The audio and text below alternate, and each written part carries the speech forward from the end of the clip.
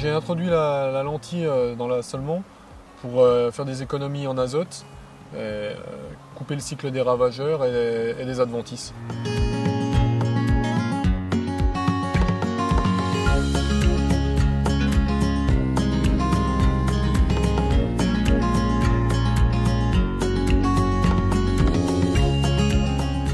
Vous êtes dans les vergers de l'exploitation Gaec Maison Colombier à Villette de Vienne, à 30 km au sud de Lyon.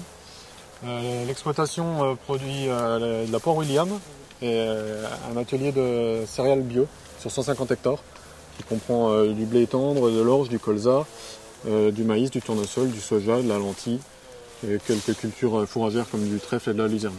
Donc dans cette parcelle, on avait un problème de sorgho d'Alep.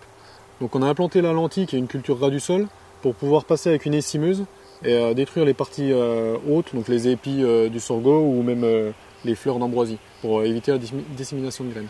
Donc nous, on a commencé la lentille en 2018. L'idée, c'était d'avoir une culture qui soit autonome en azote, qui ait un cycle décalé par rapport aux autres cultures comme le blé ou le soja.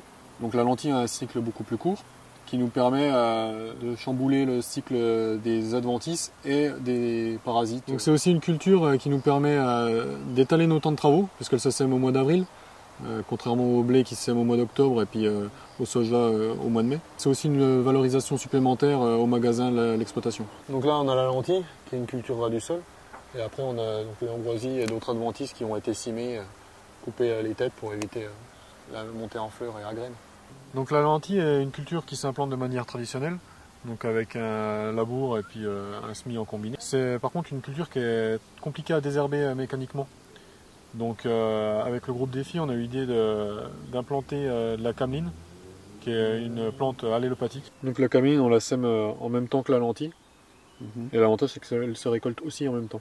Donc ici, c'est une parcelle qui démontre bien ce qu'on a fait. On avait un problème de chardon, donc c'est partiellement maîtrisé puisqu'on a mis la lentille il y a 2 ans.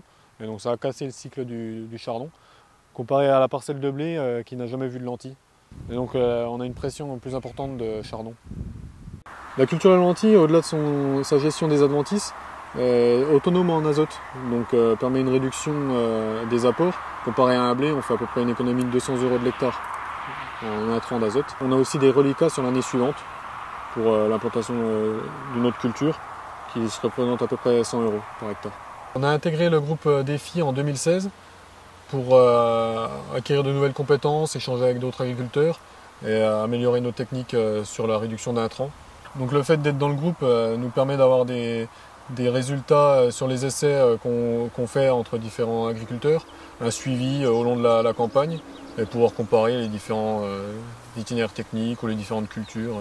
Le témoignage de Sébastien, c'est un bon exemple de gestion de l'introduction d'une nouvelle culture dans une rotation et de capacité à s'adapter au contexte parfois difficile, notamment par rapport à la gestion des adventices. Et l'intérêt du coup de son témoignage dans le groupe, c'est de pouvoir visibiliser ses itinéraires techniques à lui et de les confronter à ceux des autres agriculteurs qui cultivent de la lentille.